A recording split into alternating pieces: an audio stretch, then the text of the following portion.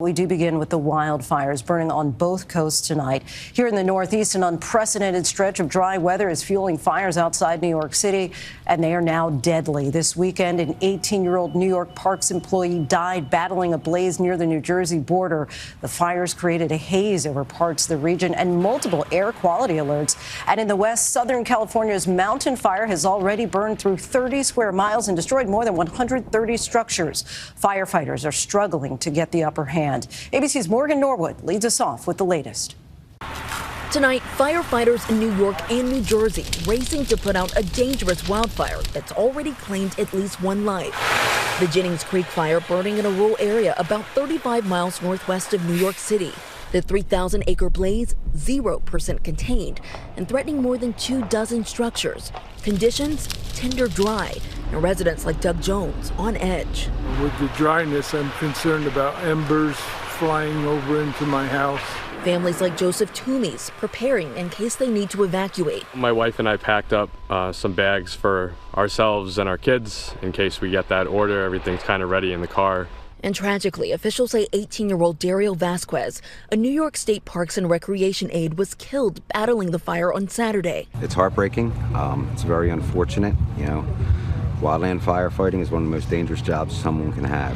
And in the West, the mountain fire scorching more than 30 square miles west of Los Angeles since Wednesday. The fire's rapid spread fueled by what was the strongest Santa Ana wind event of the year, destroying more than 130 structures.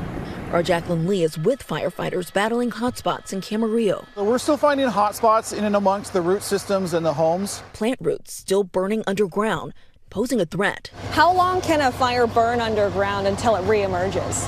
So it can burn for days. We can still find hot spots and smoldering embers and hot material for a couple days. Back in the Northeast, the smoke from the Jennings Creek fire seen for miles and blanketing New York City. Officials issuing an air quality alert and urging people to limit time outdoors.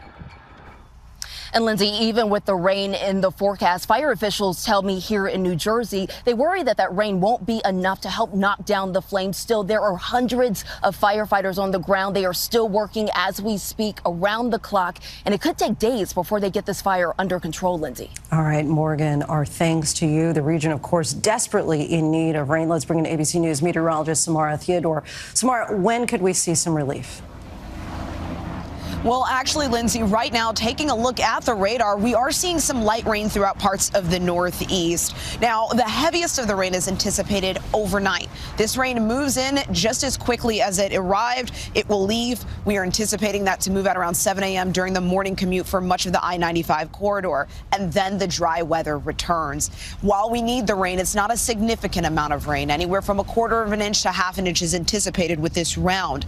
Therefore, the drought continues. We have an exceptional drought for places like West Virginia and Ohio. Southern New Jersey is under an extreme drought, and they haven't seen that in about 22 years. The fire weather risk will continue to remain elevated on the East Coast in the coming days. We're also monitoring the West Coast, where the Santa Ana winds are anticipated to pick up at the top of this week. Lindsay? All right, not the conditions those firefighters need. Samara, thank you.